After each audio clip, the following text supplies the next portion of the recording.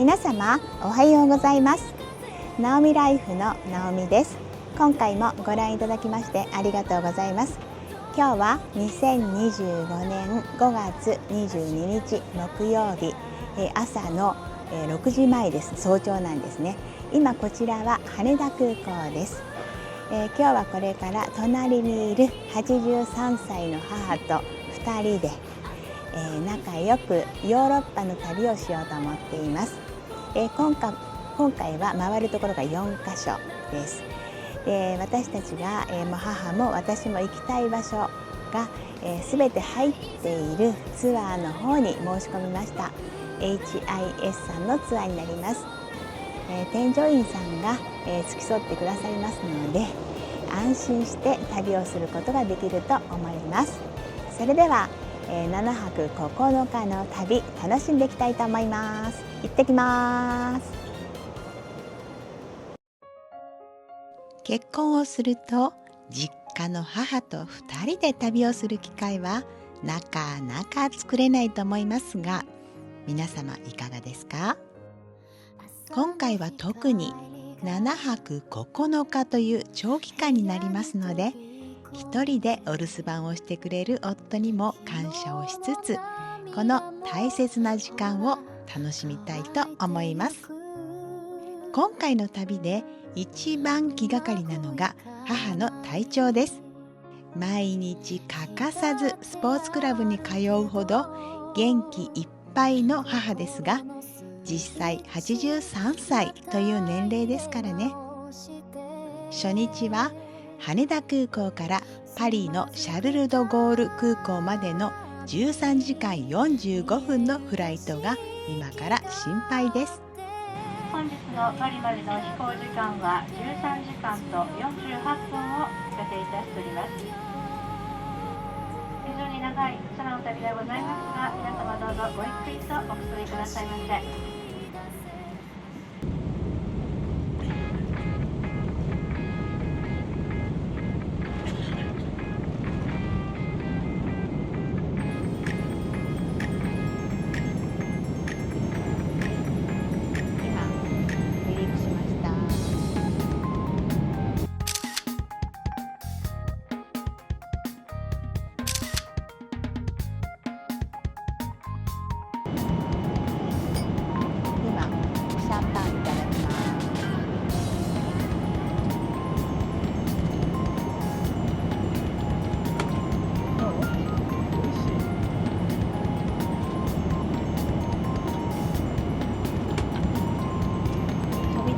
すぐに今シャンパンサービスがありました。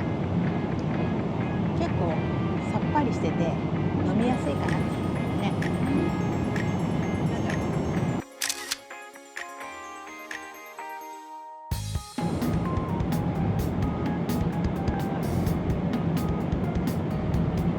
美味しいみたいです。デザートです。お食事もすべて完食して音楽を聴きながらすやすやタイムです。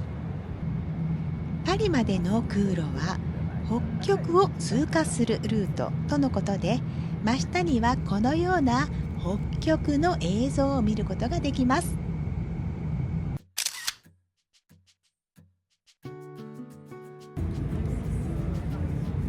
シャルル・ド・ゴール空港の到着間近に2回目の軽食も配られましたが、母は食欲が落ちることなくしっかりと完食できたので一安心です。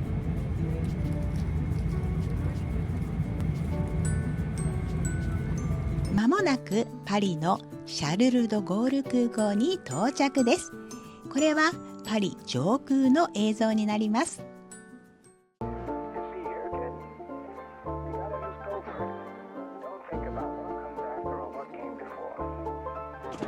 ドイツに向かいます。国内線に乗ります。日本は今日夜中3時過ぎだと思いますけど、こちらは8時過ぎです。時差が7時間ぐらいかなっていう感じなんで、本来なら寝ている時間なので少し眠いです。驚いたことに客席から操縦席が見えています。びっくりして思わず撮影してしまいました。本来は寝ている時間なので、母はもう夢の中です。こちらの時間でも夜の9時を過ぎているのに、このように明るくてびっくりです。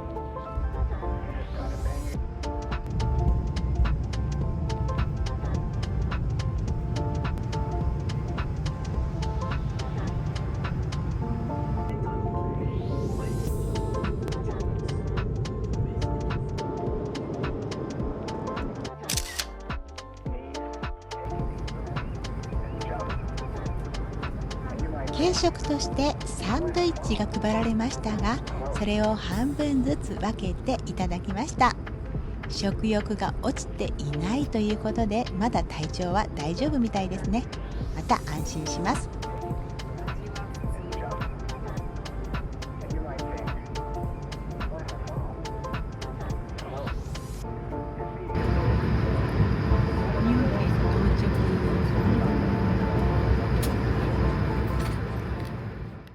5月22日、10時半、ミュンヘンに到着しました。もう疲れ切ってます。眠いね。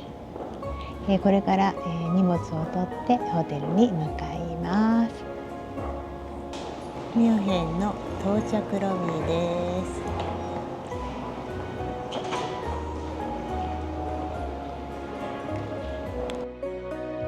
ミュンヘンの空港からはバスでホテルに向かいます。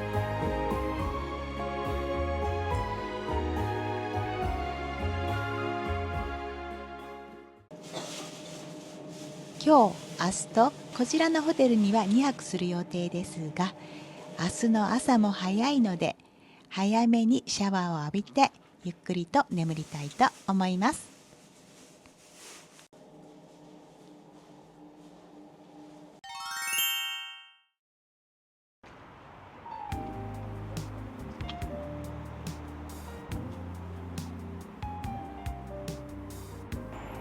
おはようございます。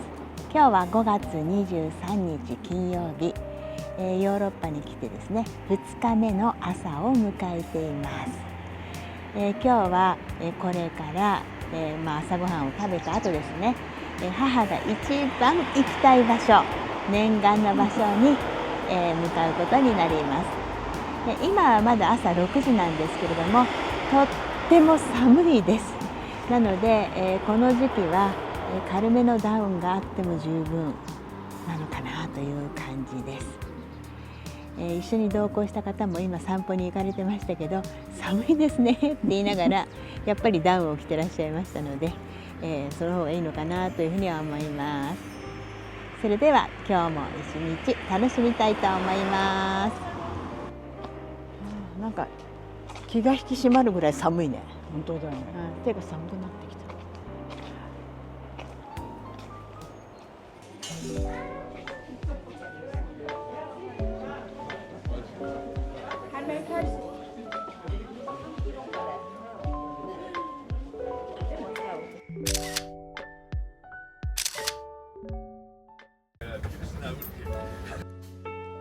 今回の旅の一番の目的でもある場所、ノイシュバンシュタイン城にこれから向かいます。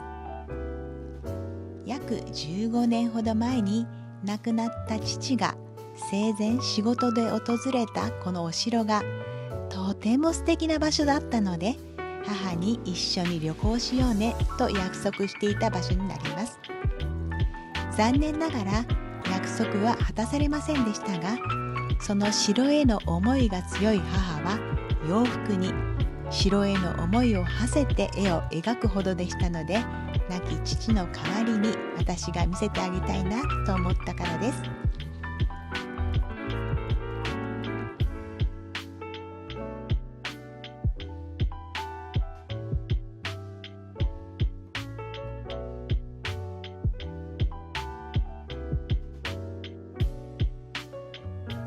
今立っているマリエン橋から見るノイシュバンシュタイン城が周りの景色とともに一番素敵に見えるスポットになります。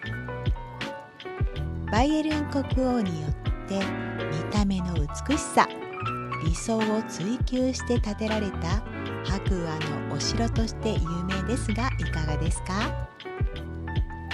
母も満面の笑顔で城を見ていました。外から城を見た後はいよいよ入場できるのでワクワクしているところです。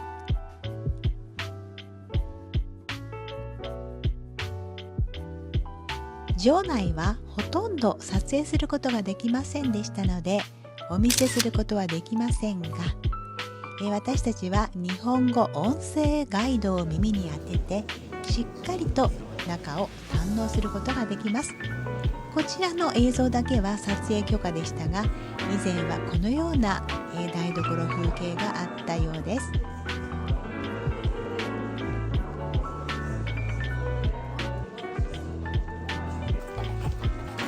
城内を堪能した後は昼食会場に向かいます。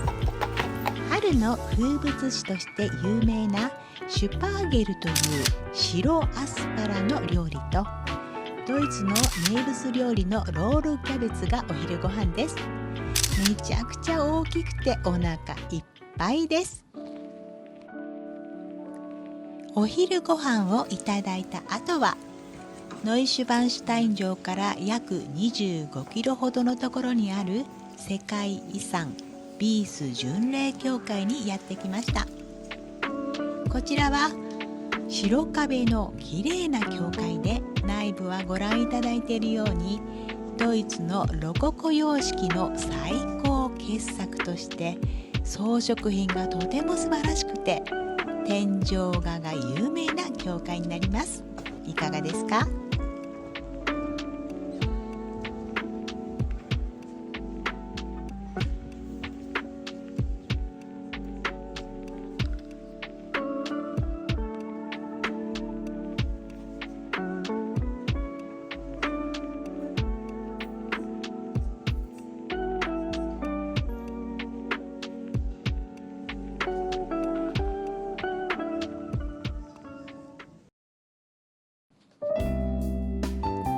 世界遺産ビース巡礼教会を後にして今度はミュンヘンの市内散策時間となります。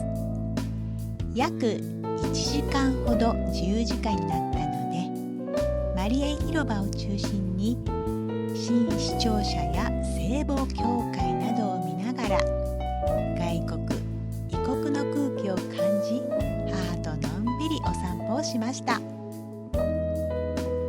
この辺りは新市庁舎があるわけですから、日本でいうと都心になるかもしれませんが、建物自体の作りも全く違いますし、周りの方々のくつろぐ姿も別世界にいるような感じがします。ヨーロッパ独特の雰囲気なのかもしれませんね。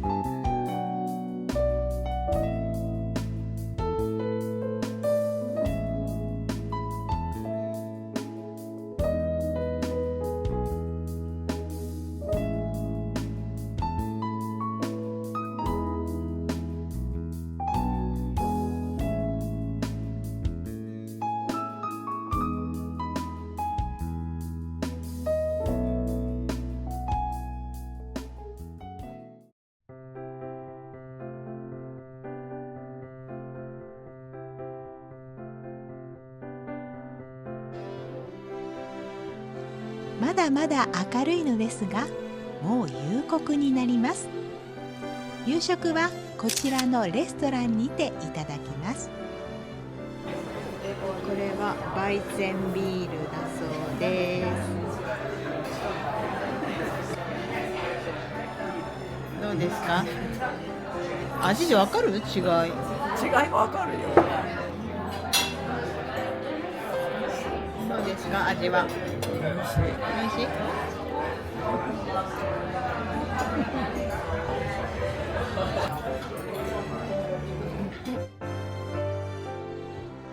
私はビールがあまり飲めないので、お料理を美味しくいただきたいと思っていますが、毎回出てくるじゃがいも料理に少し胃がもたれ気味です。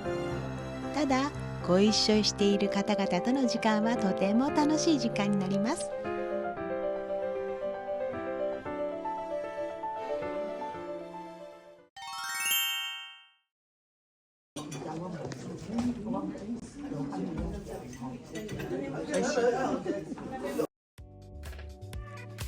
これから向かうリヒテンシュタインは、ドイツ語を公用語とするオーストリアとスイスの間に位置する、なんと全長 25km という小さな公国です。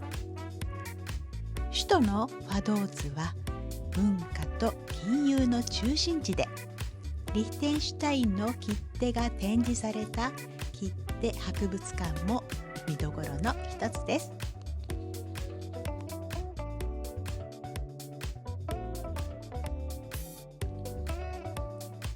パスポートに押していただく入国スタンプは通常は1色ですが、リヒテンシュタインではとっても珍しい2色使いのスタンプになります。こちらが切手博物館になります。先ほども少しお話ししましたが、主要産業の一つでもある切手を展示した博物館の中には、各時代の流れを象徴するような切手が分かりやすく展示されています。私は切手収集の趣味は全くありませんが、このように素敵な切手は見ているだけでとても楽しい時間でした。リヒテンシュタインは何度も言いますが、とても小さい国ですし、ツアーとして歩ける範囲は数百メートルという一本道だけですが、その中にこの国の穏やかで明るい雰囲気、あふれるような芸術心が感じられます。いかがですか？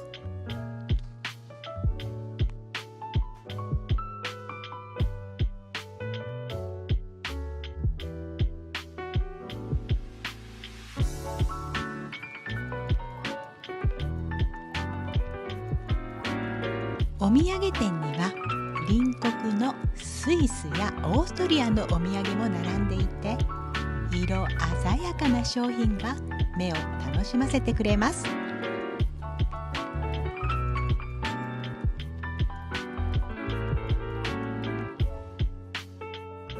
昼食で今母が飲んでいるのはリーベーラといって乳製入りの甘さ控えめな炭酸飲料です。名物のボリューミーなソーセージもしっかり完食して一安心です。お昼ご飯を終えた後はリヒテンシュタインを後にして約1時間ほどバスに揺られてスイスのザンクトガレンに向かいます。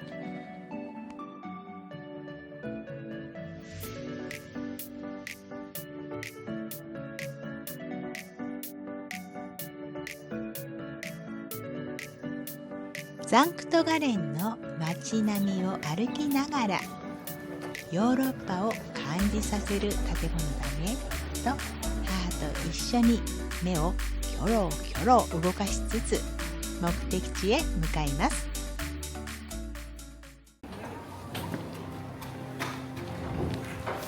こちらがスイスのザンクトガレン修道院になります。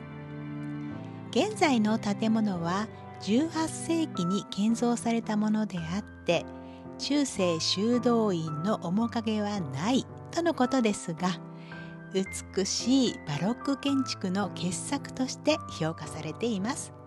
特にこのホールは必見です。いかがですか？奥のスペースでは、この時礼拝が行われていて、多くの方々のお姿もありました。母もゆっくりと座り、しばし祈りを捧げていました。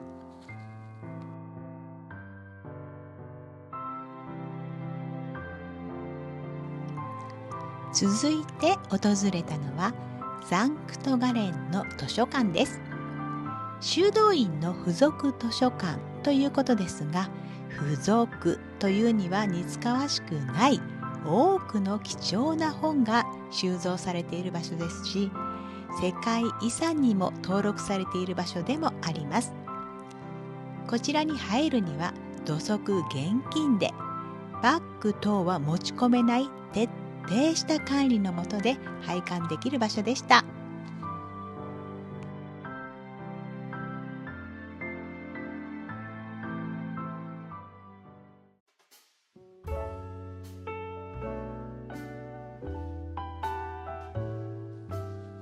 ヨーロッパの方々は寒くてもこうして屋外でくつろぐのが普通なのかしらと思いながら街を散策した後はバスにてホテルに向かいます。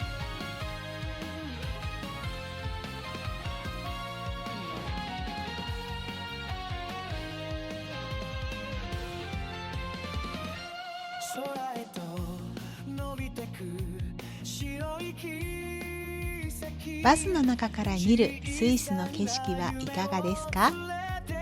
幼い頃アニメで見たハイジの世界のような景色が続きます。今日、明日と宿泊するグリンデルワルトのホテルに到着しました。今回の動画ではドイツ、リヒテンシュタイン、スイスの旅をお届けしましたが、いかがでしたか？次回の動画では私が行きたいスイスの場所を訪れます。今回も最後までご覧いただきましてありがとうございます。また次の動画でお会いできることを楽しみにいたしております。ありがとうございました。